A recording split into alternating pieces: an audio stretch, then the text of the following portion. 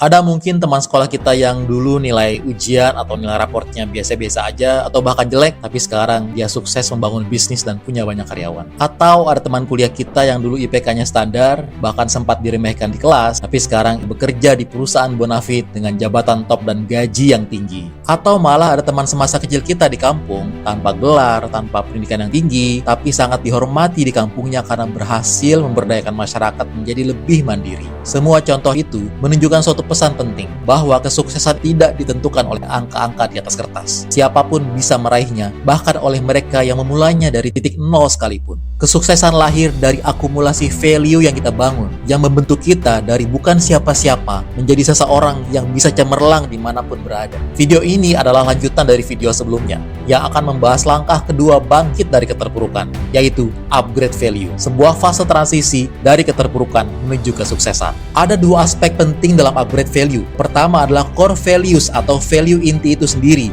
yang menjadi landasan karakter dan prinsip dalam bersikap, mengambil keputusan, dan membangun kepercayaan orang lain. Minimal ada 4 core values yang wajib kamu kuasai agar proses bangkitmu bisa berjalan dengan cepat. Yang pertama adalah determinasi, yaitu keteguhan untuk terus melangkah meski banyak rintangan, tidak goyah oleh kegagalan atau hinaan, punya visi yang jelas dan komitmen yang kuat, serta kegigihan untuk selalu menemukan jalan keluar di setiap masalah. Yang kedua adalah integritas, yaitu keselarasan hati, ucapan, dan tindakan. Orang-orang yang berintegritas baik tidak akan mudah tergoda oleh keuntungan sesaat. Mereka dipercaya bukan karena diawasi, tapi karena kesadarannya untuk selalu jujur dan bertindak benar. Yang ketiga adalah responsibilitas, yaitu kesadaran untuk menuntaskan amanah tanpa menunggu perintah. Bukan sekedar menggugurkan kewajiban, tapi berinisiatif memastikan tanggung jawab selesai dengan cara dan hasil yang terbaik. Dan yang keempat adalah spiritualitas, yaitu kesadaran bahwa hidup bukan hanya soal hasil, tapi juga menjalani proses dengan baik, menjaga keikhlasan, dan terus menyempurnakan ikhtiar, bersabar dan bertawakal ketika hasil belum sesuai harapan, bersyukur dan tetap rendah hati ketika hasil terbaik telah dicapai. Inilah standar spiritual value, mengupayakan amal-amal terbaik di dunia sebagai bekal kebahagiaan abadi di akhirat. Selanjutnya, aspek kedua dalam upgrade value adalah core competencies, seperangkat keterampilan inti yang membuat kita semakin produktif, relevan, dan kompetitif dalam persaingan. Saya merumuskan ada 4 core competencies yang prioritas untuk ditingkatkan segera. Kompetensi pertama adalah self-mastery, sebagai landasan utama dalam hal penguasaan diri. Fokus utamanya adalah keterampilan cara belajar efektif, disiplin dan konsistensi, kecerdasan emosional dalam menghadapi konflik dan tantangan, serta penjagaan kesehatan jasmani.